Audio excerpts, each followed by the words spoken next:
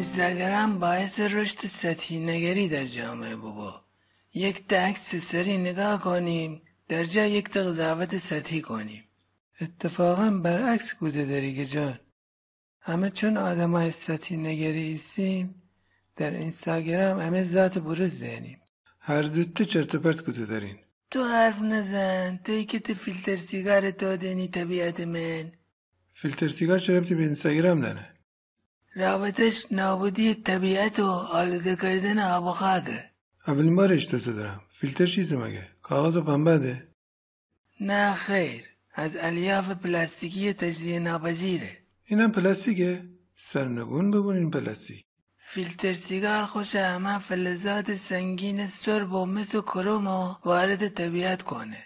هر فیلتر سیگار تیری است بر قلب طبیعت. بس ده، ایسه درازه ندی بفهمسم. الان می به فکر کردم سطل آشغال مخصوص تا سیگار شهر من ندانیم. اصلا سطل آشغال به اندازه کافی دانیم؟ برای تبلیغات شورای شهر گزینه خوبی ایستیه. تبلیغات شورای شهر ده چیزه؟ هیچی بابا. شورای شهر قرار شرکت بکنید؟ قرار نه کسی بدانه، تنم نشتوسه بگی. شورای شهر بشو خودت مسخره بکن.